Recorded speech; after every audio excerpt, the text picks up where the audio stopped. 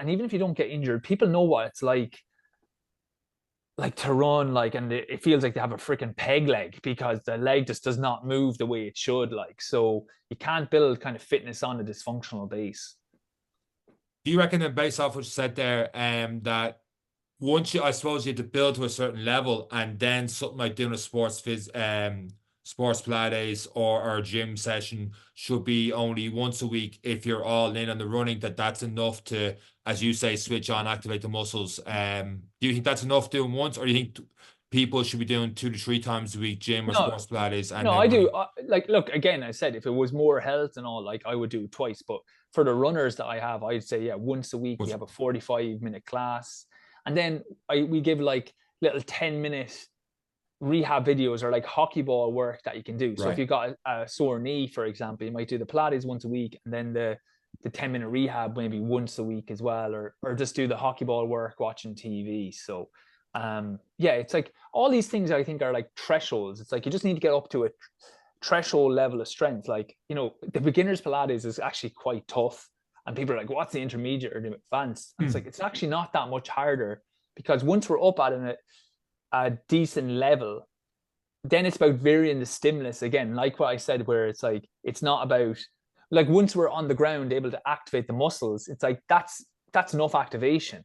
Then it's okay, we'll do a few different type of things in standing. We'll add a couple little weights to distract us, just different variations. But it's not okay, we're doing 30 now, we need to do 100. It's once things are switched on, it's just keeping it kind of maintained then. In terms of running injuries, one of the most popular ones, popular is probably the wrong way of putting it. It's almost the one everybody wants. Yeah, well, you touched on it earlier, was the Achilles, tendinitis, that pounding of the pavement and everything else. And usually when we hear that, the first thing you would hear was, well, are you doing your calf raises or your heel drops and stuff like that? But you don't think that's the best approach? No, it's terrible. Not terrible. Okay. Heel drops are fine if you've actually stopped running. That would be kind of the caveat I would put. Right. So what is Achilles tendinitis, basically, or tendinopathy? It's an overload, basically, of the kind of the calf and the Achilles structure.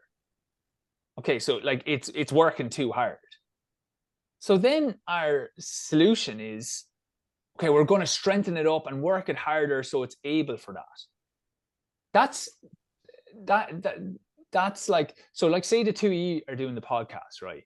Yeah. And you're doing all the editing, Sean, you're doing everything, and Eric is just coming in last minute. Now I know you emailed me. He knows it so well. That's the case. You have some podcasts up. I'm only comic relief, really. I'm not even that. He asked me to bring it in. He's like, right, we can talk about Pilates and injuries, but if we can just address this. But right, so if then my thing was okay, well, can we do stuff with Sean to make him better? It'd be no, Eric, man, you need to kick in here. And then if there's still an issue, then we can come to Sean. And that's the way it is with Achilles pain, where you get it, you're still running, so it's still getting loaded, so a lot of times people, we need to load it up. It's it's getting loaded, it's overloaded. So what I would do is, my favorite one is a single leg deadlift there, and the glute bridge. So we're standing on we're standing on one leg, we're bringing the other leg back, and we're holding that with a bent knee. So we're kind of in the exact position where the foot is going to hit the ground, in that kind of knee position. Now, it's isometric, which means it's not moving. So the Achilles and the calf is still working hard. But what's working more? It's Eric mentioned it. The foot muscles are taking a lot of pressure. The hamstring and glutes are having to work. The core and the pelvis has to be kept in a good alignment.